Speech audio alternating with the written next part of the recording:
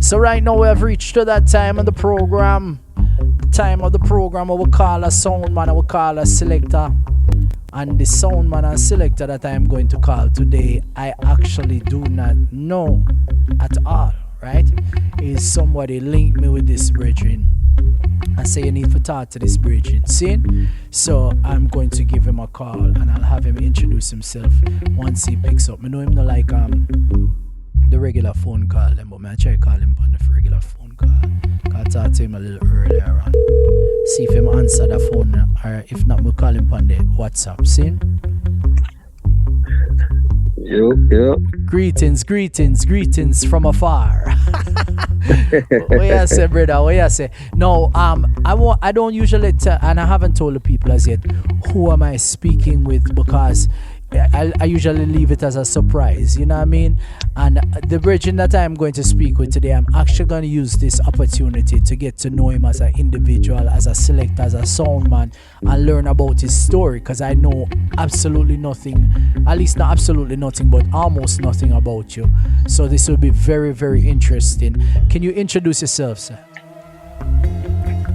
Yes, I go by the name of Michael Lyon from the Ruckus Sound. Michael Lyon from the Ruckus Sound. So, yes, man. So, Mr. Michael Lyon, nice to meet you, sir. Nice to meet you. Yeah, man. I don't know if we've ever crossed paths along the way, but not to my remembrance. But today, I want to kind of deep dive into your journey in this music, right? I want to know, where did you start doing music or selecting or DJing? What was that first introduction to the music? Well, I go way back. I started from cassette. From cassette. From yes a cassette, you know. Me know where I say, man. No joke, no anything. From yes a cassette, you know, Michael Lyon. Yeah, man. From yes a cassette, man. Talk to me, brother. Yeah, so for cassette days, you know what I'm saying? I used to record my music off of the radio, or put my radio up against the TV and record music and build my catalog from MTV at the time. Wow. So you used to record, talk me through that again. You used to put your cassette deck up against the TV. Yeah, I had a radio. Yeah. And record, because you had the mic part on the boombox. Some boomboxes had the mic part. So where you didn't live at that time? Where were you in this time in creation? And in these times, I was back and forth between Florida and Jamaica, Ocho Rios, okay. Fort Lauderdale. And Fort Lauderdale. Yeah, Moxfield. So your first introduction to actually starting to record songs was with cassette from off of MTV. So at what point did you start to collect records? Like saying, I'm gonna start playing records now. How'd that go? Yeah. Well, also, hold on. In Jamaica too, I don't know if you remember, you used to go check the record store and then they put some music on a cassette for you. You select the music and say, you want the latest this, or you want this from Shabba, and they put it on there, and you know what I mean? Say, that's how I did my catalog now. Teach me, teacher. So I don't remember that clearly, I remember when I buy cassette, but I don't remember, maybe I'm just not remembering when they used to make those mixed cassettes in the record store. And that is really a wonderful thing. So you used to go to, you say, boy, you want a cassette, a Shabba. The record store would just make that mix for you and give it to you. And you would have that on cassette. Each song one by one. That's crazy. A song by song. Each song one by one. So that is really interesting. That is really interesting, man. So is Ocho Rios you start buying records, or you was buying them in Florida as well? Yeah, Ocho Rios. The first record was Minibus. Minibus. Minivan. Yeah. That one there? Bob, which label that again, brother? Remind me. Teach me there. Which label that? You don't remember, but it's alright. It's okay. Me remember his song, man. So, alright. So, you used to go now, and this about what time in a creation? But what time? What year? This was like the late 80s. Late 80s. This was like the late 80s. A big time in the music. Man. Yeah, but I was a kid. I was a kid, yo. Yeah. And then like when I really stopped buying records was like 92 when Budgie was hot. But let me tell you something. Let me tell you something. Ting-a-ling-a-ling was out. Yeah. When you it's kind of sound like in a similar timeline as me, because I remember that is really when the dancehall become mainstream, you know. So you see, from you start about 89, 88, so, and you start attracted to the dancehall, and then you start to come into it in the early 90s. You were embedded in that time when the dancehall was becoming that like powerhouse. The early 90s going into the mid 90s, as you say, Buju, and you know, what do you may listen Buju, and him do something on the WYFL rhythm, a freestyle on the thing. And my son I listen him, and my son say, yo, him still got it. And I say, yo, Buju is general, you know. You can't really go around Buju, you know. Buju is like a staple, because him come and do some things in a dancehall and in a reggae where it never do before, and him still a do it to this day. So yeah, if you just give credit where credit due. So you say Buju, so we just say boy. So you learn from in that same time frame as me, like that same time frame. In that, yeah man, that's a wonderful thing. So now, at what point you say I'm gonna turn this into, I'm gonna be Michael Lion? Oh, okay. So I used to try to combine the turntables now that I had my records. So I had the 2 turntables, but they were standard. They didn't have no speed on and nothing like that. They weren't professional. So I had that and a mixer. Me know them days me know them days them, man. Hey, what a luxury technique. What a luxury technique turntable was. I remember having one when I have one Gemini and one technique. You see me I say, because you couldn't afford 2 technique, and that was a luxury already. For you have something, as you say, something that could control the speed, you know, so that even before that you have something of a component set and you make it work, you know. So talk brother, talk. Yeah, so when I moved up now, my first 2 that I could manipulate the speed was I had a JVC and a Gemini. Mighty. And then the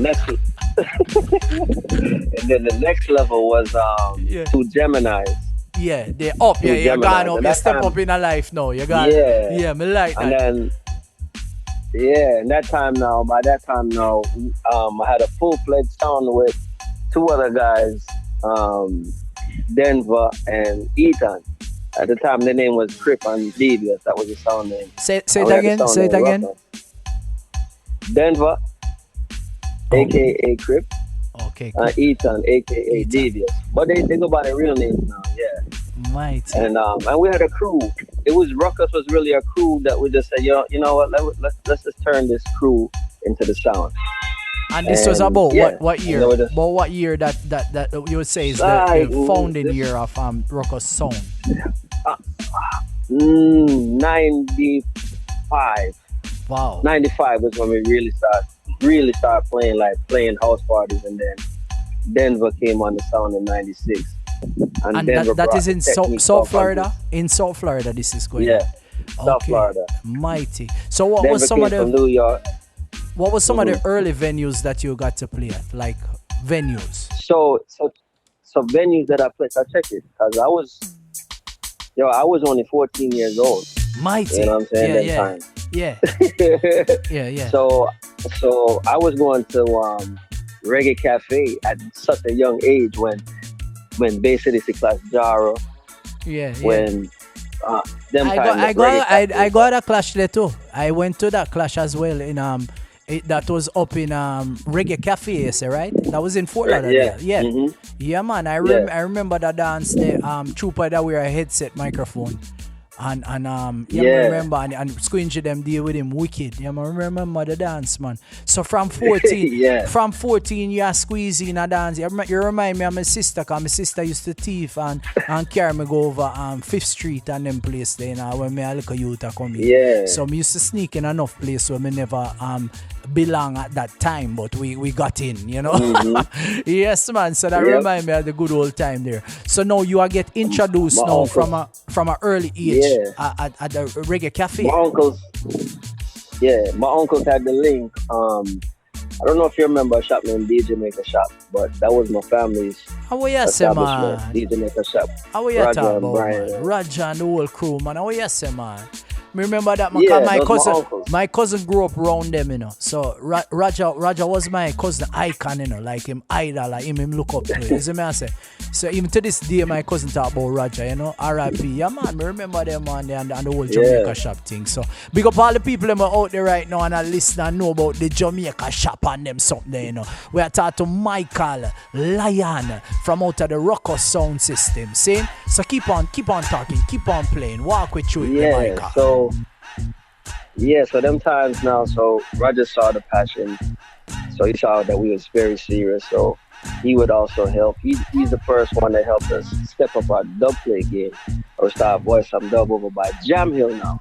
Okay, so you start voice over Jam Hill studio now. That's another record shop now in Fort Lauderdale. Yeah. But you had a studio in the record shop, right? Yeah. Mighty. Gary Wong. So remind me of one of your early dub plate moments, like a dub plate moment when you was voicing it and you was like, wow. So it was Jigsy King. Wow. It was Jigsy King. Yeah. And Jigsy King, you know, Jigsy King is from, well, he was on the Senton side, so my uncle them knew him from that side, from Roof Studio over there in Ochi, close to the clock. Scene. So they had that link. So, you know, Jigsy King hooked us up, you know, gave us a discount with Jigsy King, Mickey Melody, and then... So that your first set of dub them. Your first set of dub them. Yeah. Wow. Red Rat, Goofy. With boy Sean Paul. With Sean Paul. Man, that's some big dub you get from early, man. You never advise no little Casco artist and name brand artist. See that boss from them time then. All right. So Ruckus, yes. So Mr. Michael Rose, you remember Michael Rose, like I said, Michael Lion, saying, yeah, man. Yeah. So you're walking with through this thing, you know. So you start voice some dub now. At what point with Ruckus sound did you feel that you feel like you was ready now for the road? How that come in? We were doing a lot of house parties in '95. We played at a club called Someplace Else Cafe. I don't know if you ever heard of that, but what the club name? Someplace Else Cafe. We played it. No, you know what? At the time it was called. I had a different name, but it changed to Someplace Else Cafe. But it's the same location. I forgot the name of it. But that's what we played at first, and that was in on 441 by 26th Street and 441. So she knew we was young. Yeah. But she let us play. She knew we was young. Say they more than 14 them time there, or you reach about 15, 16 no? No, 15. Yeah, 15. 15. And you play in a club? Yeah. Mighty and then goodness. We was playing. Then we were playing a lot of house parties. But when we moved into the club now, the first club that we moved into seriously and started the road was Club Soda.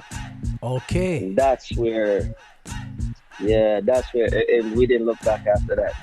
Okay. So I was playing in Club Soda, Starlight Ballroom.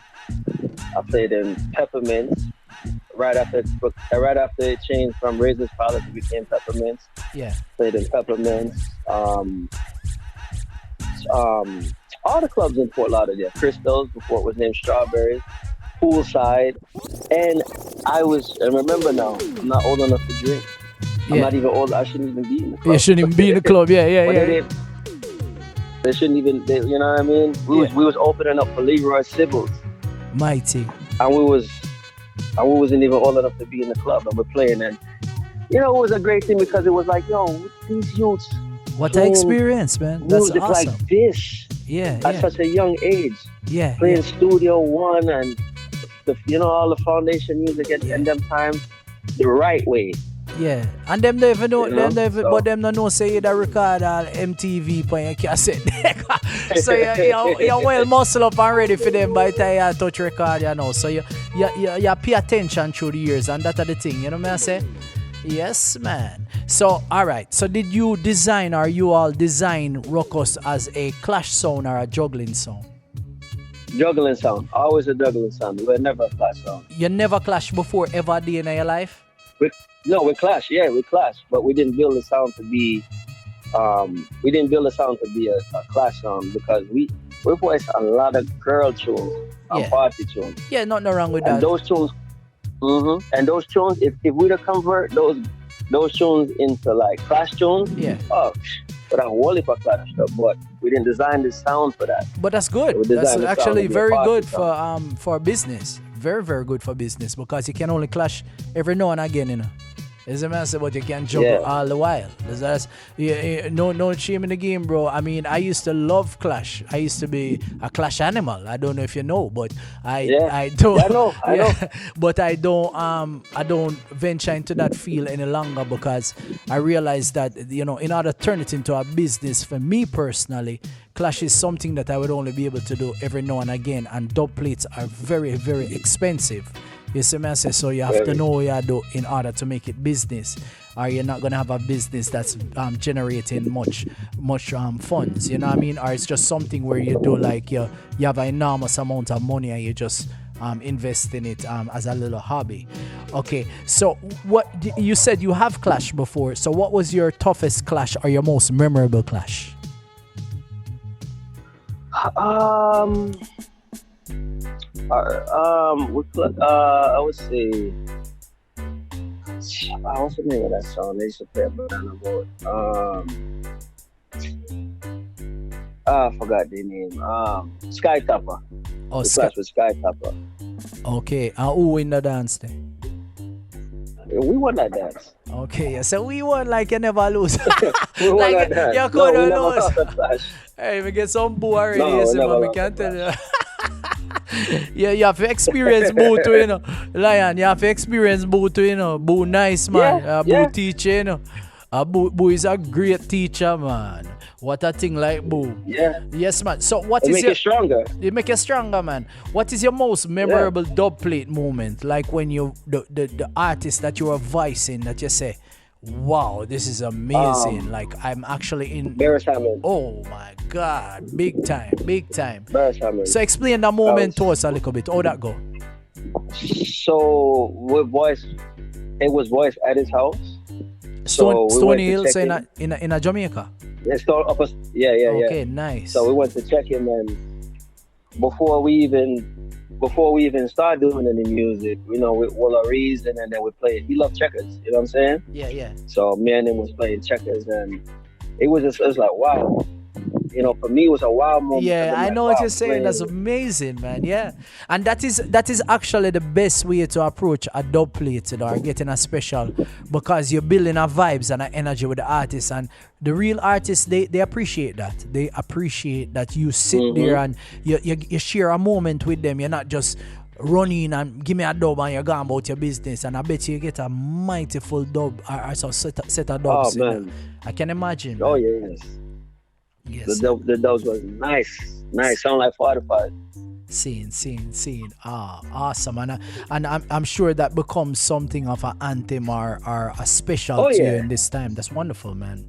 Can you sing us a little piece of one of the dub them or one of them go? Me want fast, I know. Oh, go. Many tried to test. Many tried when they couldn't test the sound.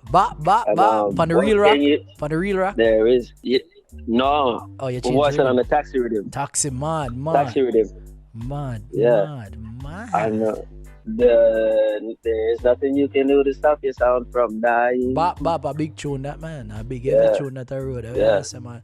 So Ruckus is a juggling song, but don't ramp with it, because we have something ready for it. You don't play. Yes, sir. All right. So Michael, when we look on the thing now, we're talking about dub plate, right? What is the most amount of money you personally has come up out of your pocket to spend on one dub plate? You don't have to tell me the dub now, you know, but I want to know how much money was one song. $2,000 for Jackie Orr. Hold on there. You can slow down and say that little slow. So one song you paid how much for? $2,000 for Jackie when he's in prison.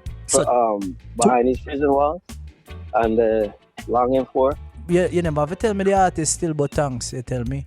So anybody who want who that again behind this prison? Jacure, right?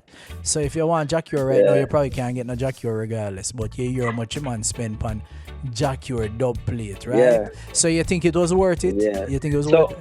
Was it worth it to you? Like back then, yeah, because back then it put us in a different class in a sense. Like it was like, whoa. Yeah, not everybody can play Jacure, yeah. So you paid for one song, you paid $2,000 US. Yeah. Now I don't want to. I can't take all the credit card. Denver No, really me no business about listen, me man. I don't response about that, brother. Don't me talk about what the song cost. Me no business if a one man get 100 and next man get 200 and next man get 1,000 and 1,500 because it cost. Yeah. I want people to understand the business part of things because sometimes people say a sound system and they don't understand, or they say a selector and they don't understand the investment part of things. You see what I say? And why it should be in return where when a selector or a sound man give you their price, you pay them price because they have to fork out a bunch of money in order to entertain crowds and make people happy when them just hear a dub plate for 1 minute and you paid you paid, some people will pay $10,000 for one dub. You see me I say? Depending on where that artist at in a them career. You know me I say? So it's a thing where the dub plate thing can be almost like I've seen my dad invest a lot of money and he never really get the money in return. Now him leave a good legacy. Him leave a good legacy, right? Because his name is eternal. It will live forever. And I always tell people, say my dad never have a sound, he would be a very wealthy man because he had much land and he has his own electric business. He has so much things, but you see the sound now, if my mommy was him wife, then the sound was him girlfriend, the side chick where just take the whole of money, like, like the woman where him you understand me I say? And it's like she not really do not, she not take care of the kids and she not, clean up the house and she not do none of that, but she reap all of the fruits. But then what Lee's Unlimited became in the long run is, you see that is a legacy, even in him investing unselfishly, because a lot of the time it was just to see the people having a good time. That was his joy. He never dance or play a song. He just wanted to see the people having a good time. Just like yourselves, like you go into this thing and you love this thing from a tender age and you love it so much that you're saying, hey, we're gonna invest in this thing and we're gonna come up sometime at your last money. It's your last little money you have saved up and you say, yo, me I got Vice Jacure and a $2,000 for one song and we want two of them at least, so $4,000 that. So make we just do buy this and do buy that and the whole of we come together and we pay the $4,000 and buy the Jacure tune them. Now you go to the promoter now and you tell the promoter, say, yo, a $4,000 me charge for play the dance, You see me? And the promoter they say, boy, you want to see, you're so expensive. But you never know, say, in a matter of minutes, me just get Jacure $4,000 and me I look pan Buju and I'm bound to the next week too. And me have a face all beanie. You see me I say? So look on how it work out business wise. So them thing they will want to shine in the community and make people understand the business of this thing called sound system and sound man. Alright. Question. To you, in your definition, what is the difference between a DJ and a sound man and a selector? Like a sound man selector and a DJ. What Americans would call like a DJ. All right, so this is how I break it down now. I look at sound culture as a genre now. It's a genre. Okay. The same way how you have dancehall music, you have reggae music, you have hip hop, you have R&B. I look at sound culture as a subgenre because and a very expensive subgenre at that. Yeah. I've never heard anybody say that. Now. That's really amazing. Yeah. And it shows you the levels of what the pedestal that you put it on and the respect that you have for it. Because in all essence, it has so many things have evolved from the sound system. Is the epicenter of the dancehall. And if you look at the dancehall has sprouted many children. You have reggaeton, you have Afrobeat, you have so many different things, young people music that have spawned from the dancehall. Trap dancehall, banger, all kind of different something come from the dancehall. It's the young people impulse. You know what I mean? So when you look at the core essence of the dancehall, the foundation of the dancehall is the sound system. You know, so the sound system has to be celebrated, and I love how you put that like a subgenre, like you say, wow, this is a real entity, and it should be respected in such a manner. We are about to take a break. You know, I'm gonna call you again after the break if you have a little bit more time, even about 10 more minutes of your time. Yeah, I'm gonna call you back because we're about to go to a break right now. Okay. All right, no problem. Respect.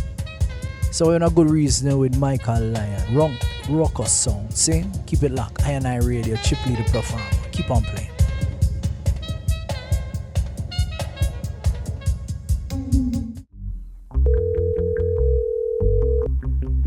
Michael Lion, I call you up on the phone line. Yep. Hello? Yes, Lion. Yes, I. So, yeah, man. So, all right. So, we talk now. We talk about the dub plate and and the investment and all these things. So I have a few more questions for you before I let you go. It is so awesome learning your story and learning your journey. It's really an awesome thing to learn about it. But that part is just the beginning. It's just the beginning. That mighty God. That was just the beginning. See.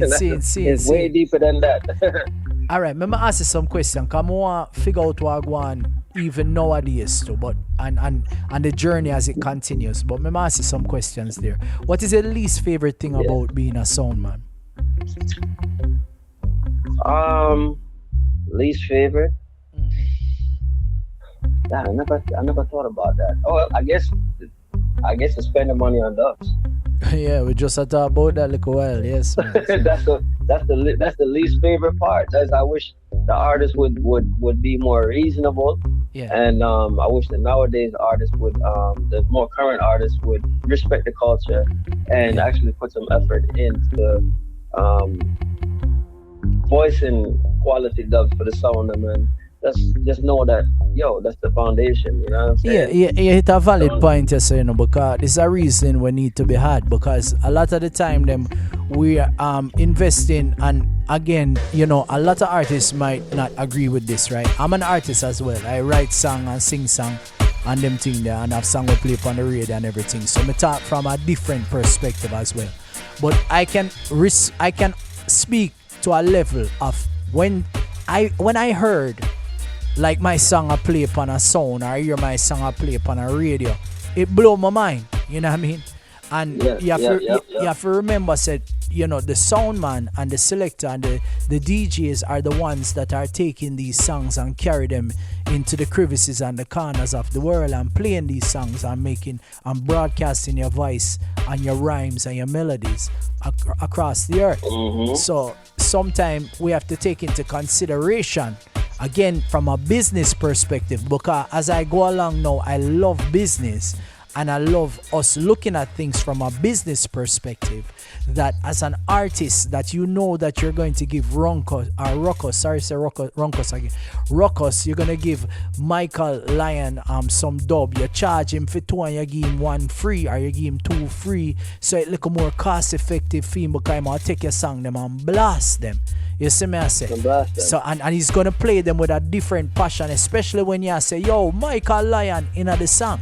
You see me I say? So it's very important for us to consider the whole thing as a business and not just look at it from a one side. Say, yeah, you can charge him for 4 songs, take with the whole of money right now, but he might go look up the road when he must say, yo, I can't sustain and put food on the table for my family with this, You see me I say, because boy, I just call a name, Capleton charge me for 4 songs, boy, and a $5,000. You see me I say, $5,000 gone.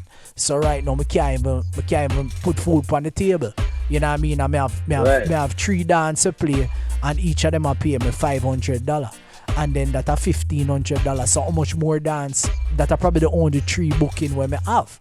So some of the time them I think that is the inconsistency and the imbalance in the dance hall, is that we're not really identifying And I get it. There's a lot of, especially in the past 10 years, there's been a lot of smudges and a lot of delusion and illusion in the music fraternity, where it's not as clear, because now you have social media, you have all these different ways of recording. People can get away with a lot of different things, auto-tune and whole heap of different things. Man can just get a laptop and say, boy, I'm a selector, and him kind of have a little following on the internet. And so there's a bunch of different aspects that come into play that help to sabotage that core essence of how the business ethics of this thing supposed to work.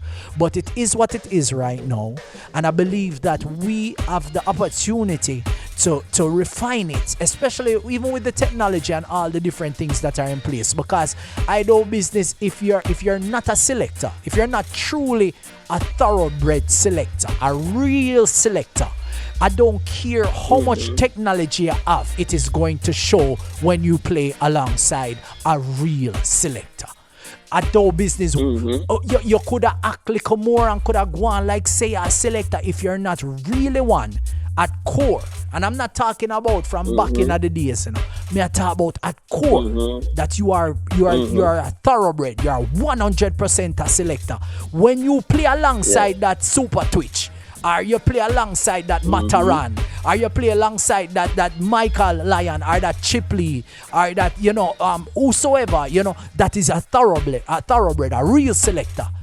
You're gonna tell the difference is gonna show itself. So that the ones that know what they're doing need to unify more.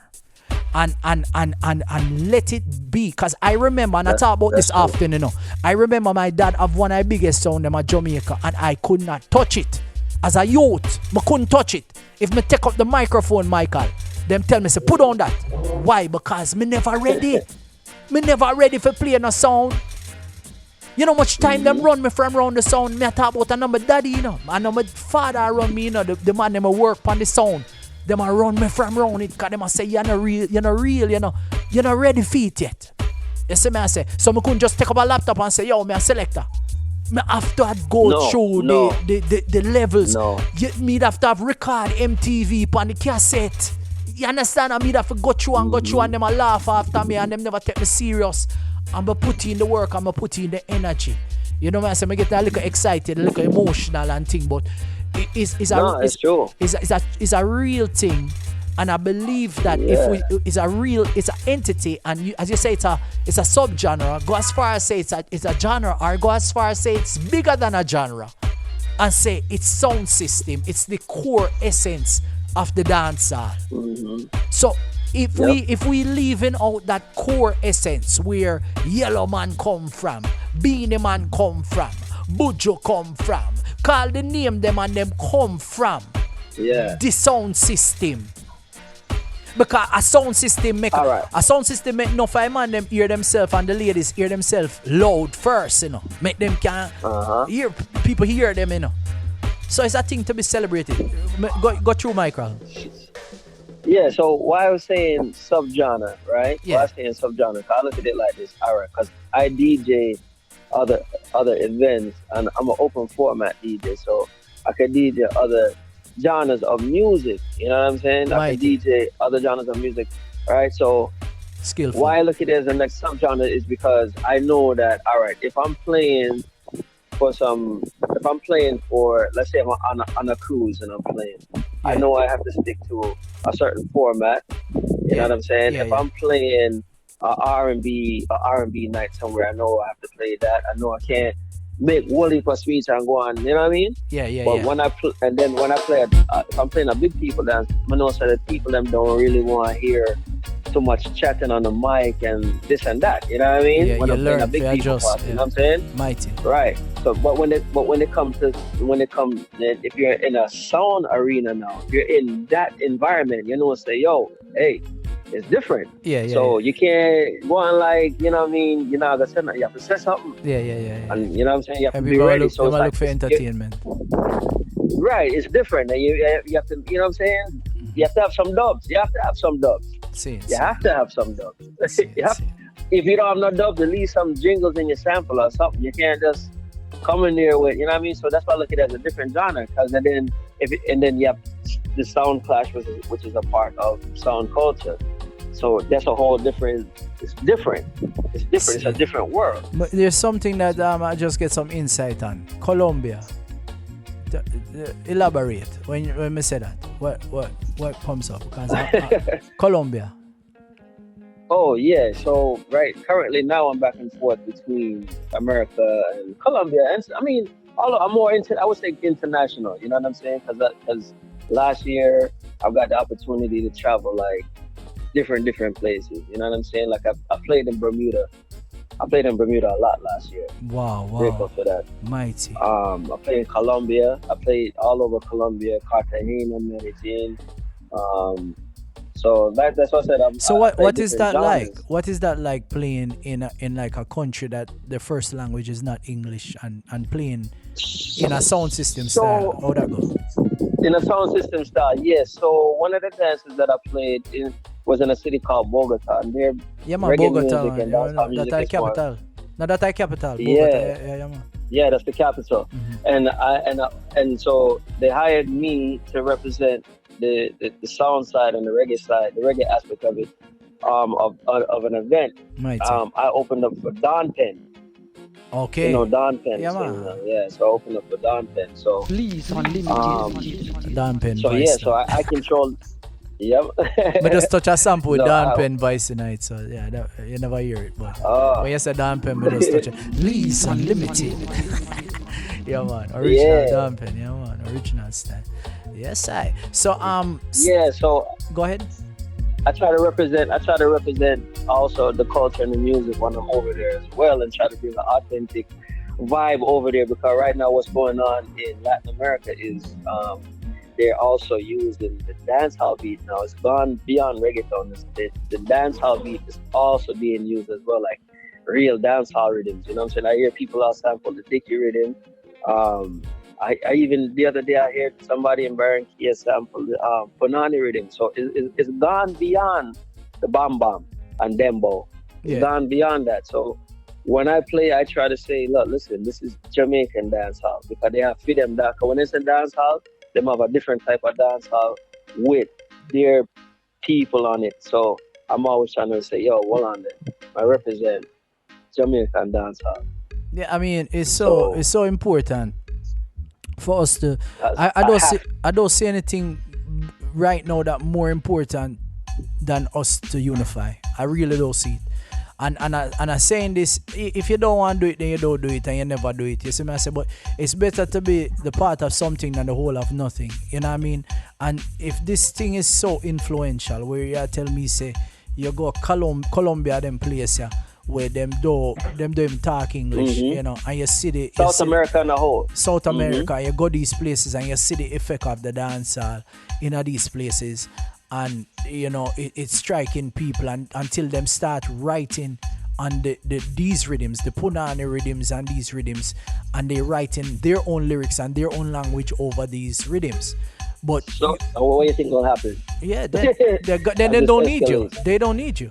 They don't need you anymore, because and then we say and if we are scattered and divided and we're constantly at each other's throats, then we're even weaker than we could ever possibly imagine, because now these people are unified. They're motivated to stay unified because they're in love with this thing that has come from us. Yes.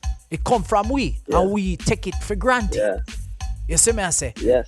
And don't unify, fighting for this big man position, or me are the boss, or me are the king, and me are the goat, and you are the this and you are the that, and it turned into this one big puppy show what people on a broad frame are not really interested in. They just take what you did and leave the attitude, leave the controversy, and leave all of that stuff to the sideline. Because I've heard even people say the Jamaican DJ, them and artists, like when they go on tour and stuff, some of the time is like some diva thing.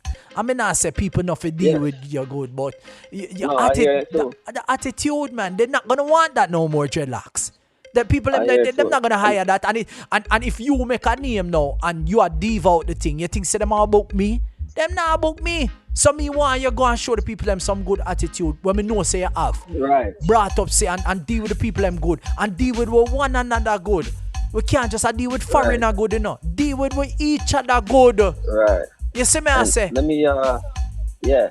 And I didn't get a chance to, to kind of like further up, my elevation. Yes. From the sound days, but let me also mention I've toured with Stephen Marley. Yes, I was going to get there now because I get a little insight. Yes, Stephen Marley, go ahead. Okay, yeah.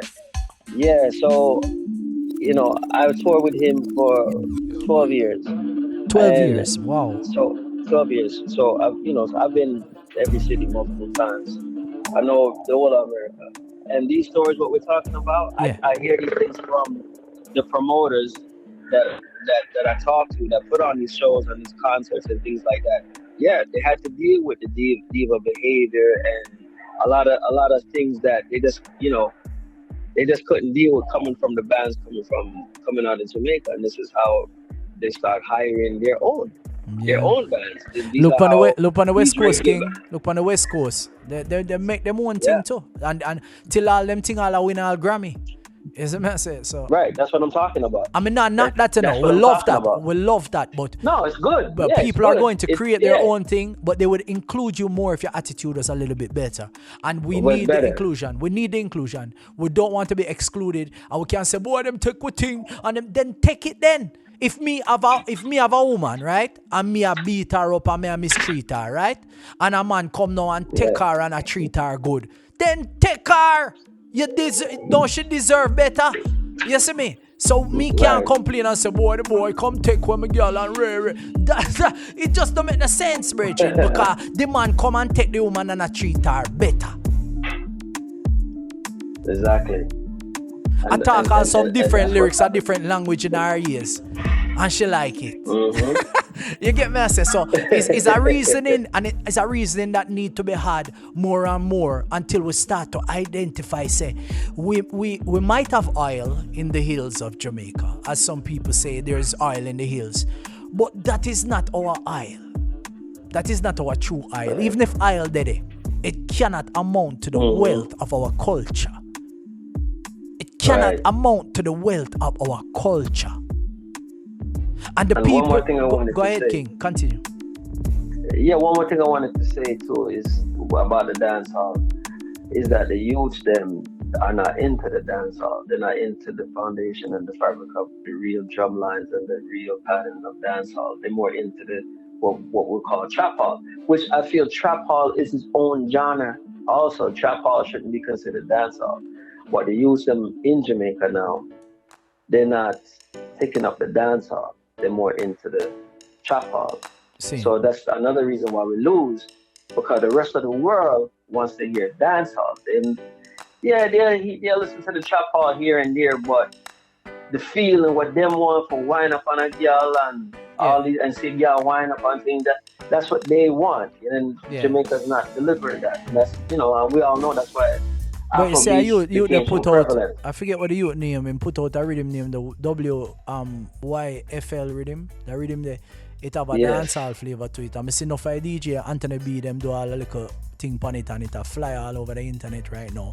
Till all of the artists them a jump on it. It remind me of a dancehall style for real, like a real dancehall Right. style. Same thing with Molly. Same thing with the Molly tune that was before that. The Shake It to the Max. Shake It to the Max. Everybody did jump on that. Yes, a real dancehall. It had a dancehall vibe. Yeah, real like cause the core essence of a dancehall rhythm is really giggy, you know.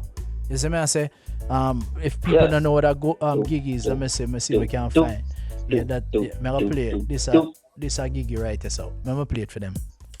New style, and style can't spoil. All girls them jump and shock out for a while. So this watch this, boom. New ear, new style, new dancer lick. Fling your hand in the. Yeah, man, a dance. You can beat that. You can beat that on the table. You know what I'm saying? You can beat that on the table on the desk. Yeah, man, a real talk, man. Yeah, pa pa pa pa pa pa pa, and then you have bang bang bang bang bang bang. All of that come from giggy, you know. Yeah, man. See him the giggy in the same way, as a master. So so it's a wonderful thing. And instead of we there fight over fight over the thing. Make we unify and all reap from the thing. Everybody have mouth for feeding. You see me? So again, it's better to be a part of something than the whole of nothing. You see me? I got a text here that says hold on. What does those two words mean to you? Hold on. So that's okay. So after dealing with the sound business, I moved on to dealing with promotion. I put on some dances and stuff, and then I was also an artist as well. Well, I'm still an artist. I always will be an artist. Mighty. I put out some songs. And Hold On became very popular in Florida. So I kind of left the sound business alone and focused on producing music, which is, I don't have regrets in life, but that's one thing I wish that I didn't do, because I stopped DJing. I stopped playing music because I was focused on the artistry. Yo, we have such a similar thing. We have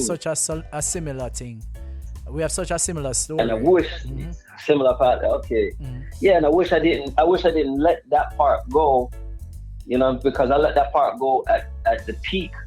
Yeah. At the peak of our career, you know what I mean? Yes, sir. But Hold On was doing good. BP wanted to purchase it, but I'm not gonna say what kind of crazy deal they tried to get. So you was the artist on the Hold On song? Yeah, I was the artist and I produced the rhythm. So are you as Michael?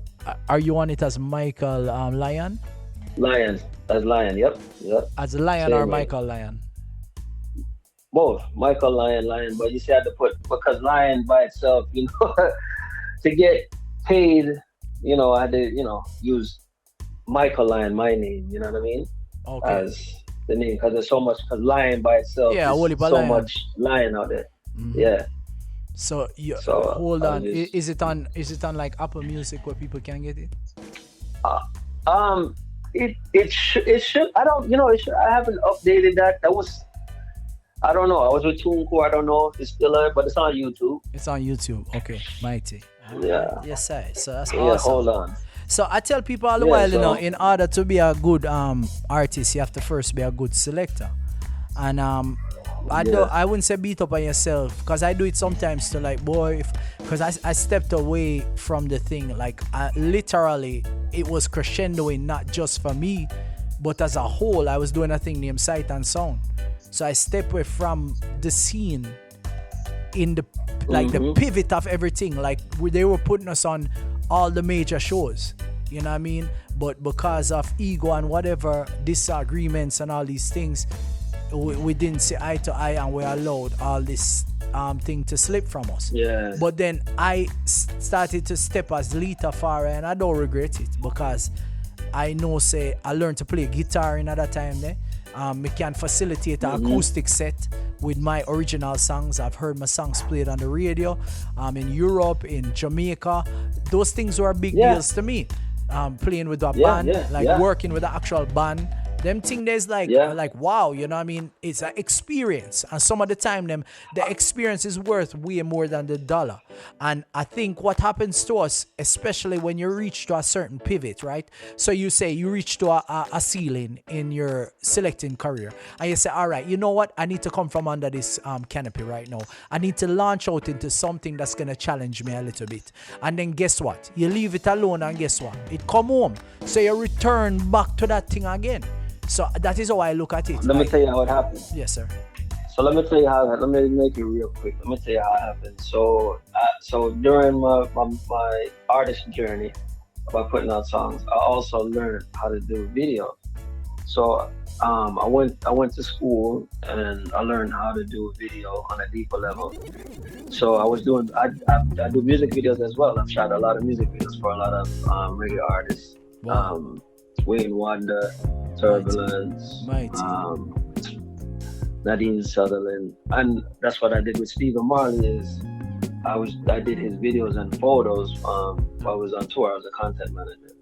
Wow. So that's what I did for years. So that but let's fast forward now. So while I'm on tour, one particular year,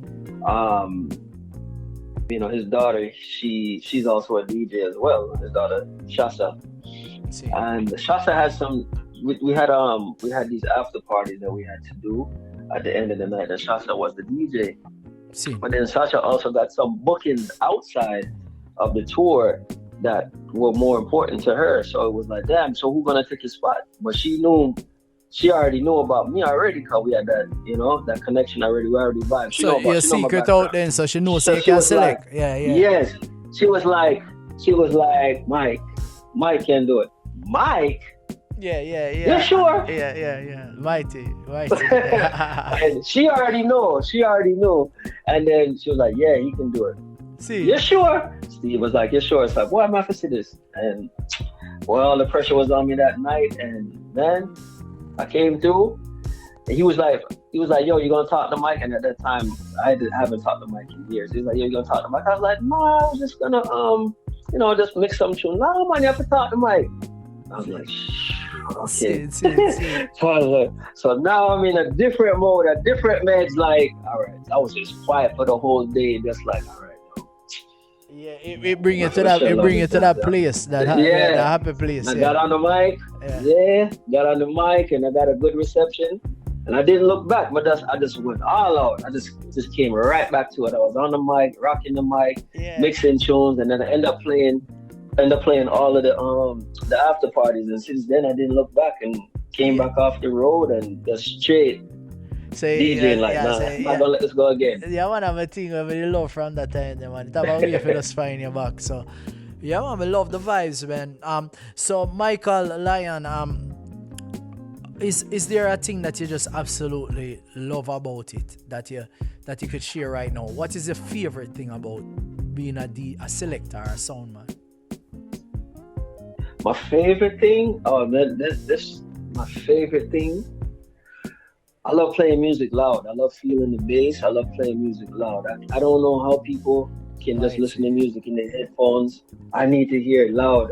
I have 18s. I have some 18s. But like the explanation there, it's very childlike and it makes sense. Yeah, cause I think. And I can play music all day. Yeah, if I'm being honest, me like music turned up to. You know what I mean? Me like it loud.